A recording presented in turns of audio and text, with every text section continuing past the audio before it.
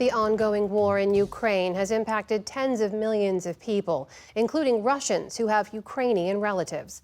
Special correspondent Kat Wise recently spent a day with a Russian artist whose life took a dramatic turn after the war broke out in 2022. Her report is part of our Arts and Culture series, Canvas. The walk to work in downtown Bend, Oregon is fairly short these days for artist Anton Yakushev, but it's a long way from home. Yakushev, who is 39, was born and raised in a city on the outskirts of Moscow called Kolomna. Today, he's an internationally recognized metal sculptor who has spent a lot of time over the past 20 years working with forges and fire. His craft requires patience and speed. After the metal is hot enough, he has less than a minute to shape it.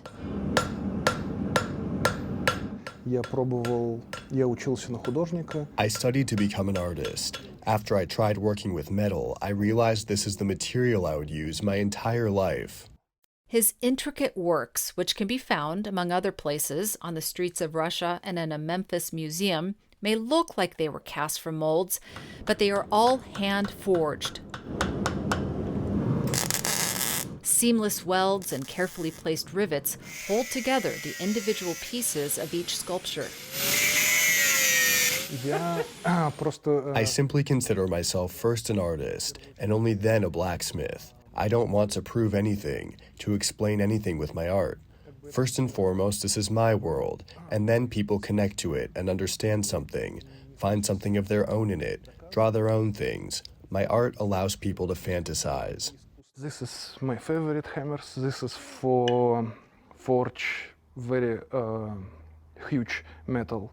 Yakushev's distinctive approach to metal art has been sought after, taking him from Russia to international museums, art schools, and professional workshops where he's been invited to teach, and artistic competitions where he's received recognitions and awards.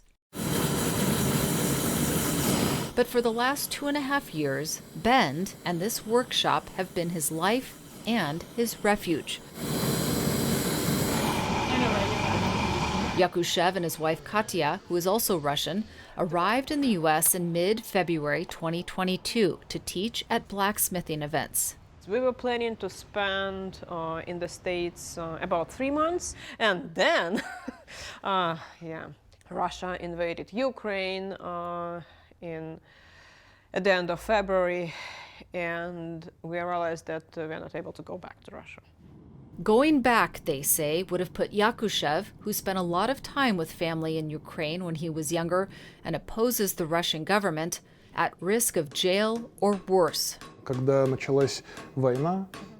the war broke out, it cut through everything and completely broke me, because I spent half my life in Ukraine.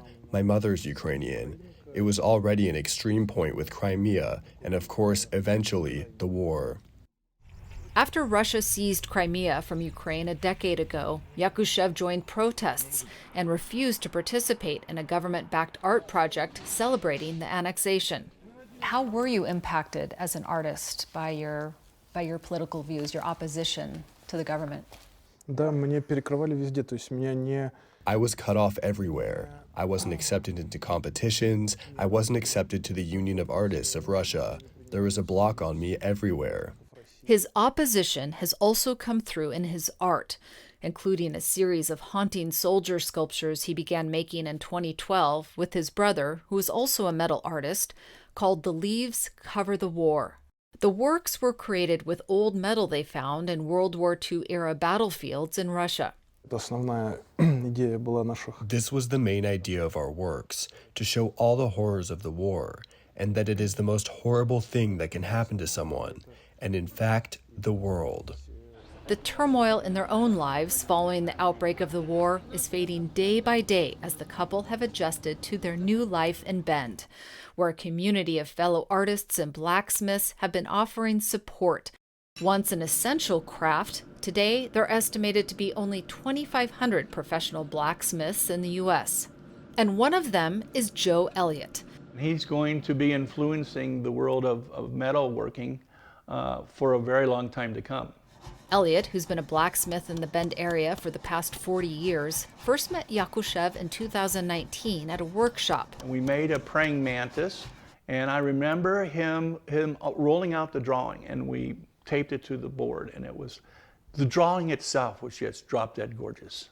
Yes? Now they see each other just about every day.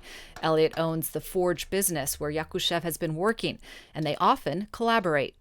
Earlier this year, Elliot and Yakushev worked with several other local artists on a life-size eagle, now on permanent display at the High Desert Museum in Bend. Having him in the shop puts, a new wind in my sails. But Anton has brought to me this whole other way of looking at metal, coming up with a substantial piece by lots of little pieces. And I'm fascinated by it. Yakushev has also been learning from Elliot, who has encouraged him to explore new art forms like jewelry. Some of those pieces and others are now for sale at the workshop, online, and will be shown at upcoming art shows by the couple who are now focused on their future. Their application for permanent asylum in the U.S. was recently approved. For the PBS NewsHour, I'm Kat Wise in Bend, Oregon.